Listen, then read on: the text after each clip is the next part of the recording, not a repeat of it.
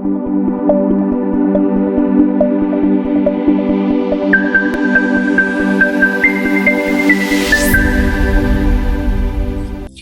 friends and welcome to my channel.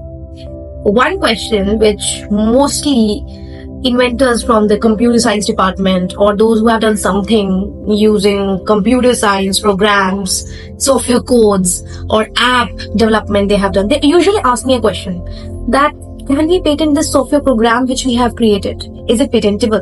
So it's a question which is often asked because on internet there is so much debate on this, about section 3K especially, about the patentability of computer software programs, about so much confusion that can it be patented in India, where it is easier to patent it in India or US or in any other country. So the question in summary is, are computer software programs patentable? Can we patent a computer software program?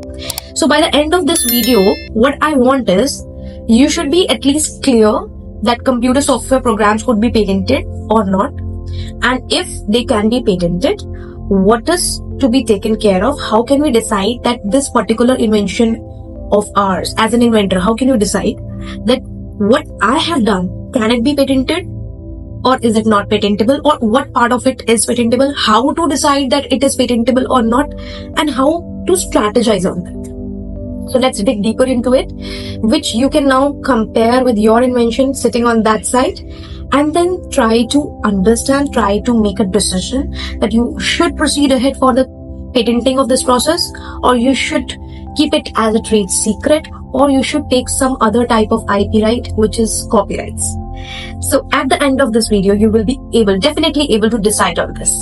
Let's start with it. So the point is about section 3K of Indian Patent Act, which excludes a mathematical or business method, a computer program per se, or algorithms from being considered inventions. I want to put some light on the term per se, which is sometimes understood, sometimes not understood by the inventors community. Per se means specifically a computer program with no other interaction with anything else, just a coding. So, section 3K says that computer software codes only, just the computer software codes without any technical advancements or any interaction with the hardware are not patentable. So, I have given you the answer in one line, but unless and until I elaborate it, this answer will not be understandable to you. So any computer program like coding you might have done in R or C or C++ or Java or any other computer language for that matter, whatever coding you have done, that line-to-line coding, that line-to-line computer program, that is not patentable, that is copyrightable. You can safeguard that computer program code, long big lines of coding, through a copyright. However, having said that, any computer program must be having some technical effect, some technical contribution, or might be some interaction with the hardware, tangible things in the world. So if your computer program, computer program standalone cannot be patented, but how it works as a system of hardware and software that gives some technical contribution to the industry, having some industrial applicability, having some technical effect, solving a technical problem. So this overall system of working together with hardware and software and network connectivity and technical advancements, such ways, such types of inventions are always patentable. What Patent Office says is, just the standalone software or computer programs are not patentable. However, if your invention involves a novel and inventive combination of hardware and software, and those that demonstrate the technical effect or a technical contribution can always be patented, are eligible for patent protection. Let's break this down more to understand the key principles. Let us just say there are some novel ways of managing computer resources, improving data processing speed, or enhancing user interface functionality through a specific software implementation. What are all these? These are technical effects. These might be patentable, but if you write a line-to-line coding in a patent, in the claims of a patent, that is not patentable. So we have to understand that although any kind of invention could be software, could be hardware, could be from mechanical, could be from any other side, there are 3 standard eligibility criteria. That it should be novel, it should have some inventive step, not obvious for a person skilled in the art, having some technical advancement, plus having use to the industry, should be industrially applicable. So if any invention is a tick mark for all these 3 things, novelty, inventive step, and industrial applicability, that is patentable. So it doesn't matter it's a software code, or it's a hardware invention, or it's from IoT or mechanical or pharma. These 3 eligibility criteria of patentability should be there in that invention, in your idea. So this is about it. I want to, discuss some examples with you, because unless and until some examples are given, it might not be that clear to you. So coming to the softwares, there is a software that improves the hardware performance. For instance, imagine a new operating system component that introduces a novel way of managing the memory allocation in a multi-core processor, and results in a significant and non-obvious improvement in overall speed and efficiency of the computer system. So this could be a patentable invention. Why? Because of the technical advancements in how the computer itself functions. So the operating system is giving you advancements of increasing the speed, increasing the efficiency by managing the memory allocation system in a multi-core processor. Here, multi-core processor is something which is called a hardware. And technical advancements are like speed and efficiency improvement, managing memory allocation in an efficient way. So these things are always patentable. So this is about how you present it to the patent office. So it is clear that this is the technical contribution, this is the interaction with the hardware. If we clarify it, it's all about how we draft it, how we prepare the patent application. And that's where the importance of patent agents and patent attorneys lies, because they have an experience of so many years of how to do it. Right? So coming to the next example, like embedded softwares in some novel devices. Let us say there is a software that is an integral and inventive part of a new type of electronic device and provides unique functionalities. Think of a new medical imaging device where a specific software algorithm is deeply integrated with the novel sensors and processing units of a device, let us say, and produces significantly clearer and more detailed images. So advancement is more detailed images, more clearer images. The software is working, which is a new medical imaging device, and it is integrated with sensors also, processing units also, which are hardwares.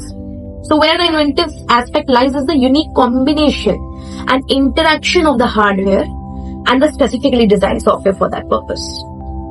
Hope this example also gives you some hint of what kind of software inventions could be patented. Coming to one more example, softwares for some specific industrial applications. See, software tightly integrated with some specialized machinery in manufacturing or healthcare, where the software provides a novel control or processing function that is unique to that hardware. These kinds of invention are always patentable. And let's say one more example, softwares implementing some technical process, for example, a new image processing technique if someone has developed and implemented in a software that results in a demonstrably, superior output due to the specific algorithms and their interaction with the hardware. Such kind of things are patentable. So be clear with this. Don't get confused with what is on the internet. It's all about how we inference it, how we summarize it. So this debate, there is nothing clear over the internet on this debate. It's always case to case basis.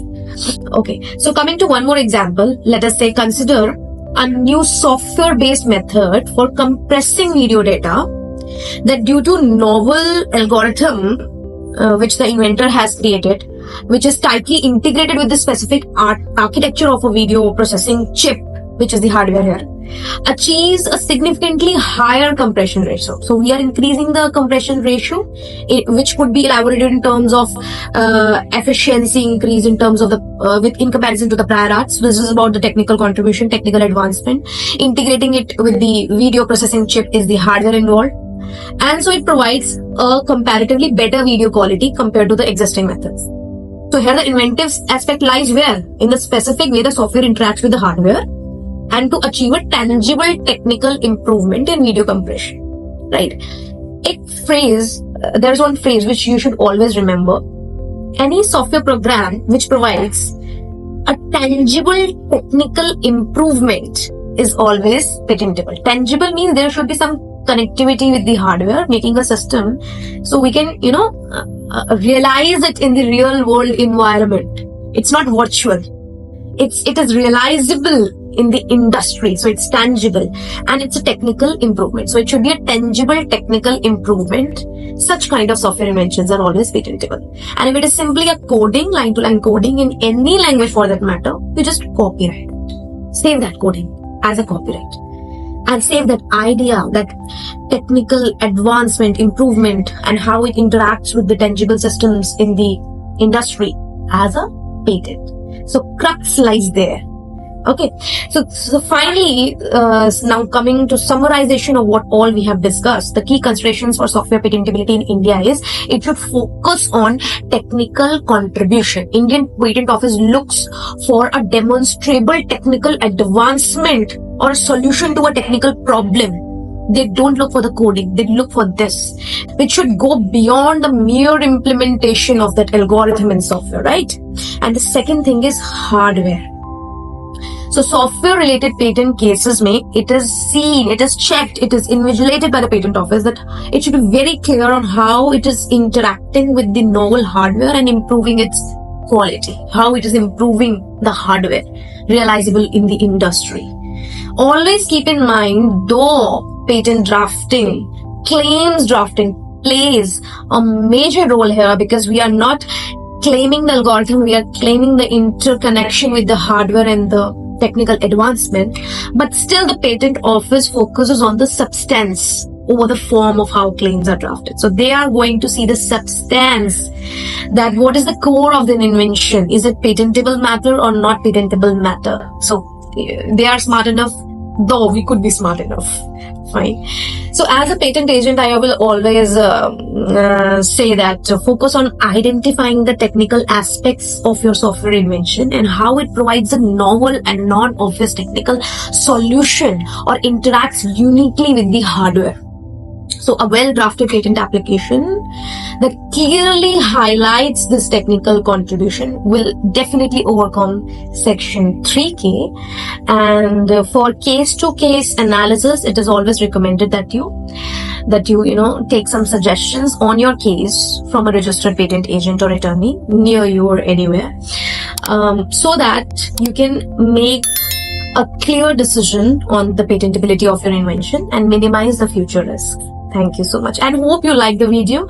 If you like the video, comment in the box below and let me know what all questions you guys have, so that accordingly I can make new videos.